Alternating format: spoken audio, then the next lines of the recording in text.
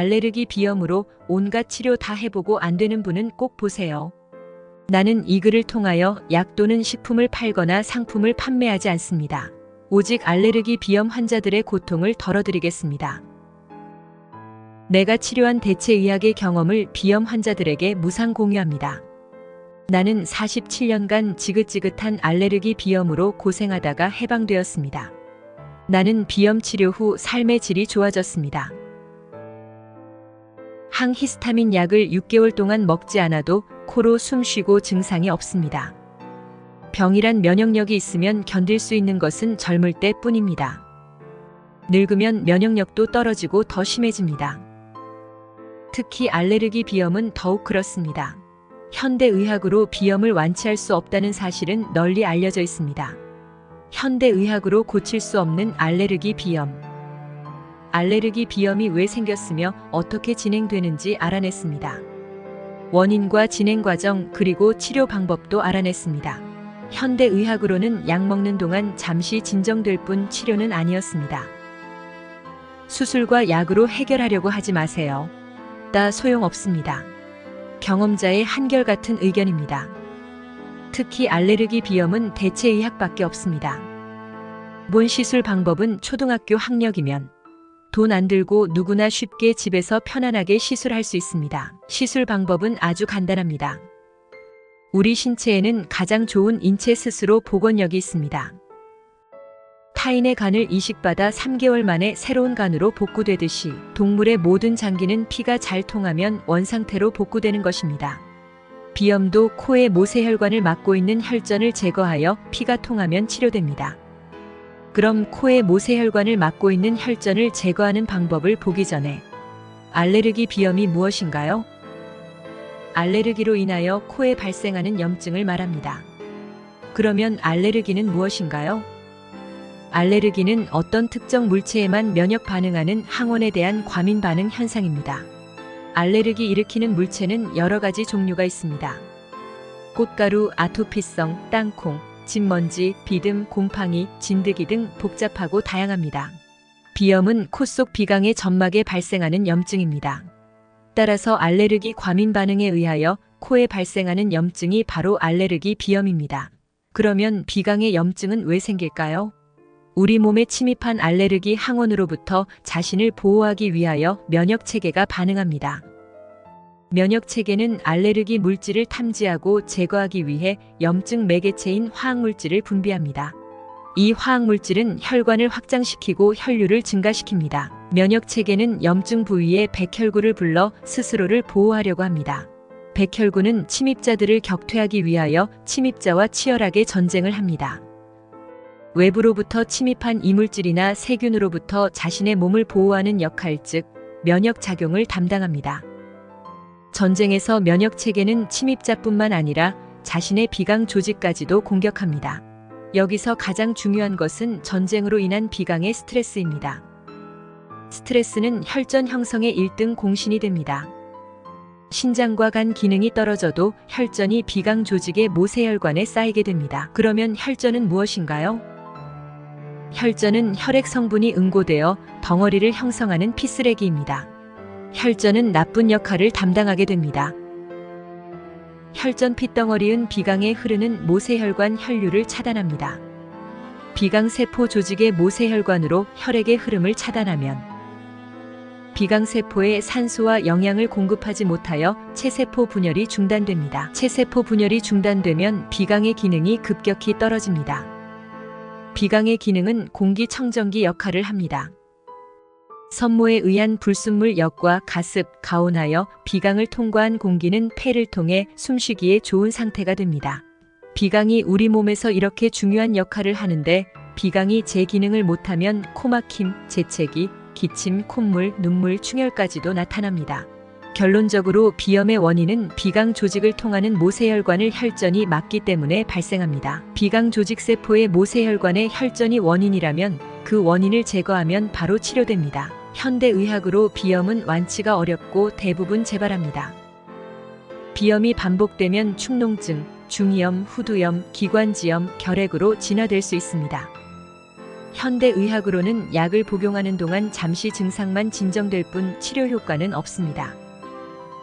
알레르기 비염 환자들은 말 못하는 엄청난 고통을 겪습니다. 코의 중앙 비각막이 휘어지는 비중격 만곡증이 발생합니다. 비각 내 아래쪽 비갑계가 붓는 현상도 나타납니다.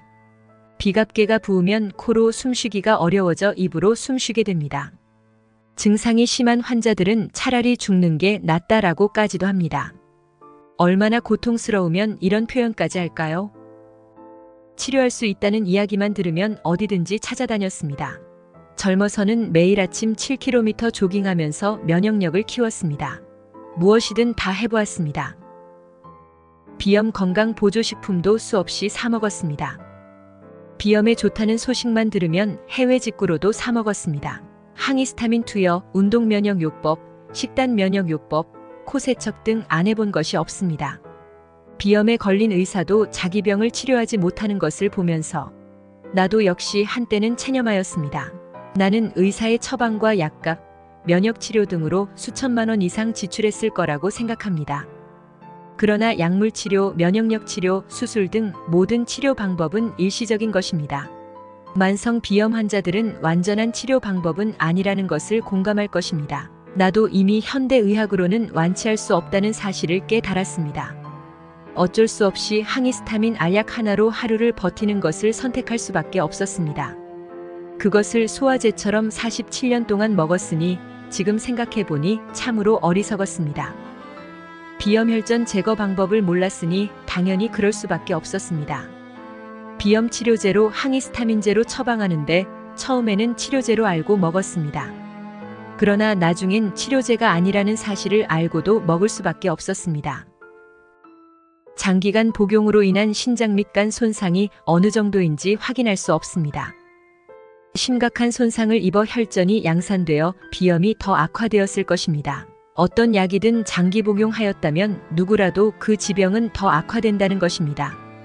나는 사실 약의 부작용이 그렇게 많은 것도 몰랐습니다. 또한 알았어도 우선 그 고통을 모면하기 위하여 선택할 수밖에 없었습니다. 한두 번 먹고 치료된다면 부작용은 줄일 텐데 죽을 때까지 먹어야 한다면 그 약으로 인하여 다른 질병을 얻을 수 있다는 사실에 공포감을 느꼈습니다. 심박동 이상, 염증, 위장장애, 소화불량, 갈증 등 증상이 발생할 수 있습니다. 과량 투여 시 중추신경 억제, 녹내장, 전립선 비대 등 나타날 수 있다고 합니다. 제약회사는 부작용을 합법적으로 선전합니다. 나도 역시 두통, 전립선 비대증, 소화불량 등을 가지고 있습니다. 아마도 항히스타민 부작용이 아닌지 의심하고 있습니다. 부작용으로 인한 손해배상을 제약회사에 청구할 수 있을지 의문입니다. 나는 알레르기 비염의 획기적 치료 방법을 찾았습니다. 치료 원리는 매우 간단합니다. 초등학교 학력이면 누구나 아주 쉽게 배울 수 있고 고칠 수 있습니다. 1시간이면 충분히 배울 수 있습니다. 본 시술 방법은 10년 공부한 의사보다도 더 훌륭합니다. 하수도에 찌꺼기가 끼어 물이 흐르지 않고 고여 있으면 부패합니다. 막힌 하수도는 찌꺼기를 빼내면 물이 잘 흐르고 하수도가 깨끗해집니다. 비강염증도 혈전을 빼내면 하수도와 같이 깨끗하게 치유됩니다. 따라서 치료 방법은 비강 조직의 혈전을 제거하여 혈액이 흐르면 치료되는 것입니다. 이런 논리의 이면에는 한의학에서도 목덜미 뒤 경추 혈을 누르면 비강의 혈류가 조금 흐르기 때문에 비염 증상이 완화된다고 알려줍니다. 이것은 따지고 보면 비강혈전 제거 방법과 일맥상통한다고 할 것입니다. 그러나 경추혈을 누르는 방법은 일시적인 것이며 곧 다시 재발합니다. 지구상의 모든 동식물은 신체 스스로 복원력이 있습니다. 타인의 간을 조금만 이식받아도 새로운 간이 복원됩니다. 인체의 모든 질병은 약이 아닌 체세포 복원력을 살리는 것이 현명합니다. 복원력을 살리는 방법은 체세포에 산소와 영양분을 싣고 혈류가 흐르면 됩니다. 건강한 혈액이 비강 조직 세포로 유입되면 비강은 즉시 건강한 상태로 회복됩니다. 약물 복용 없이 자체 복원력에 의하여 체세포 분열이 일어나면서 원상 회복됩니다. 나는 왜 진작 몰랐을까 너무나 아쉽습니다.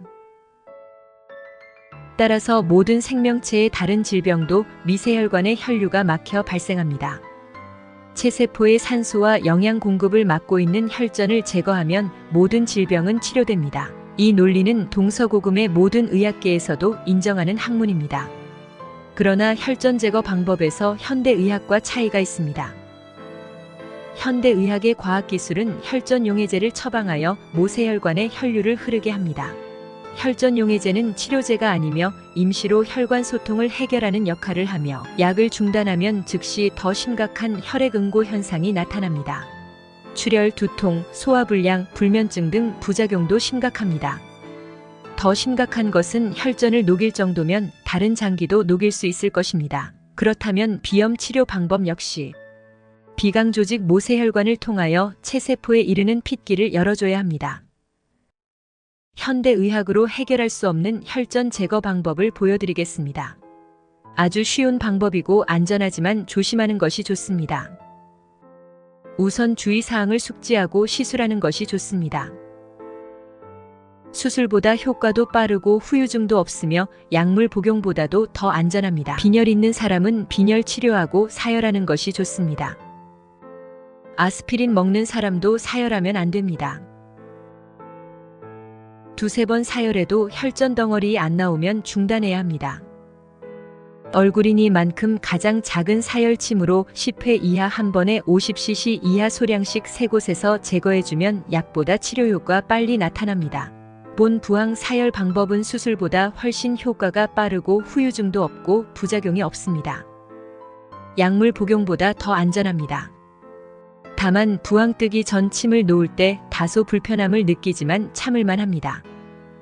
사혈 후에는 그 자리에는 치료제를 바를 필요가 없습니다. 3일만 지나면 얼굴 화색이 더 좋아지고 깨끗해지는 것을 느낄 수 있습니다. 한국에만 비염 환자가 1200만 명 있다고 합니다. 전 세계의 모든 비염 환자들이 이 방법으로 쾌차하였으면 좋을 것 같습니다. 비염 치료는 이 방법 외에는 없습니다. 내가 혈전 제거한 방법을 보여드리겠습니다. 비염 사혈 위치는 양쪽 코끝 언저리 바로 아래와 눈썹 사이 등 4곳입니다. 부항은 삼각부항 작은 장부항입니다. 자국을 2분 정도 선명하게 남겨줍니다. 얼굴이니만큼 제일 가는 침으로 10회 정도 찔러주었습니다. 처음에는 얼굴이라서 흉터 생길까봐 망설이다가 용기 내서 시작하였습니다. 스스로 혼자 거울을 보면서 사혈침을 놓고 있습니다. 생각했던 것보다 하나도 아프지 않고 너무나 쉽습니다. 얼굴에 사혈하려니 두려움이 생겨 미룬만큼 고통이 연장되었습니다.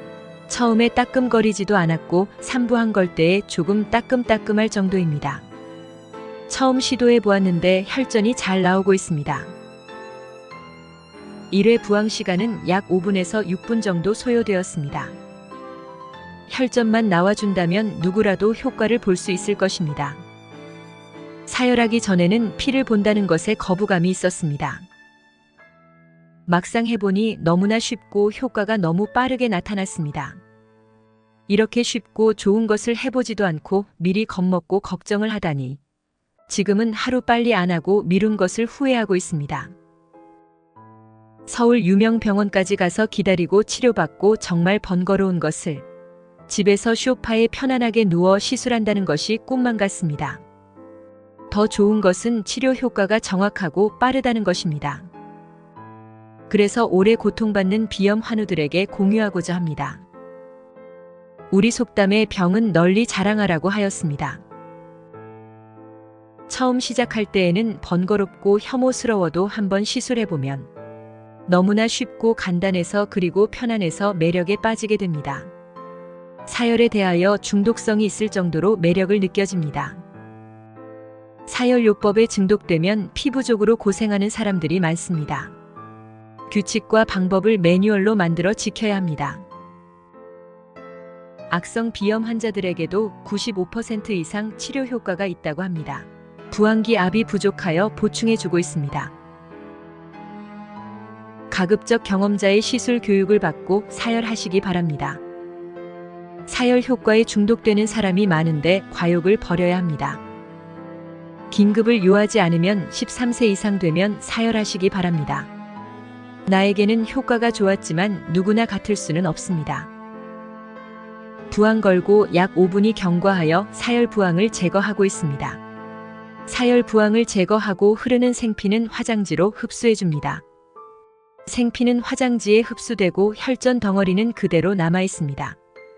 어떤 사람은 피가 몸 밖에 나오면 굳는다고 하는 사람도 있습니다. 잘못된 논리이며 생피는 과산화수소에 넣으면 완전 분해되고 혈전은 더 단단해집니다. 한 부항에 5분씩 5번 정도 사열하였습니다. 혈전이 부항 가득히 충분하게 차여 있습니다. 혈전 제거에 경험이 있는 사람은 개운한 기분이 들 것입니다. 약 5분간의 사열 시간이 경과하여 부항을 제거하고 있습니다. 키친타올에 붉게 스며든 것은 생피입니다. 키친타올에 스며들지 않는 덩어리는 혈전입니다. 보이는 바와 같이 저렇게 단단한 혈전이 코의 모세혈관을 막았습니다. 혈전이 나오는 순간 코가 시원하게 뚫리는 기분이 느껴집니다. 사열 후 제일 좋은 것은 이제 지긋지긋한 약을 먹지 않는 것입니다. 밤에 코막힘 때문에 잠을 설치는 일이 없습니다.